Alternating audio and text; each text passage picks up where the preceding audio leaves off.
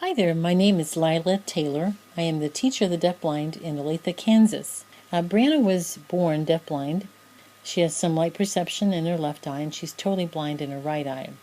She had her first cochlear implant in 2000 and then her second cochlear implant in 2007 when she was 9. I first became acquainted with Briana in the spring of 2007. She was nonverbal. She acted on people.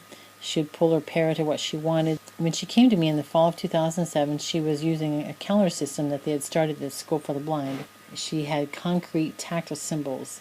She had a toothbrush for brushing her teeth and other concrete symbols to communicate to her the routine. She was a beginning symbolic communicator. And so academically, Briana was working on cause-effect, sorting, learning to follow routes, sweeping her cane. Her literacy was exploring objects and containers, and she was beginning to learn a few concepts. Briana was at the concrete symbol level of communication for a couple of years.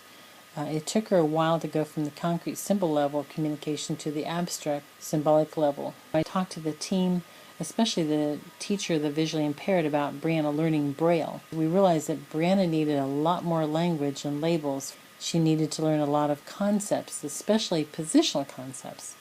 And in the meantime, Briana began to enjoy sitting, and she would listen to other people's conversations, and she would begin to imitate some words. And so she slowly began to make sense of sound. Her intervener and the speech therapist and I worked on helping her to learn labels for people and things, feeling tactile symbols for locations and people in her world, along with signs. Briana began to use her hearing in a more functional way.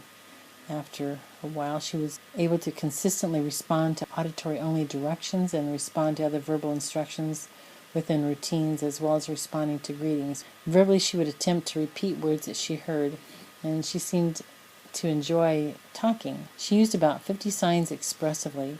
We had her wear a small attention-getting device, and when she needed help, she would push the button, and it would say, "I need help, please."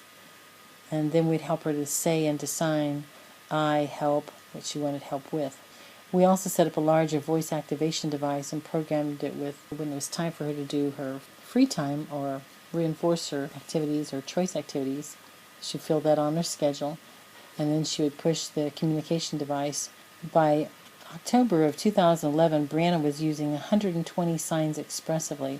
So we continued to expand her routines. We added more information and expectations to each routine.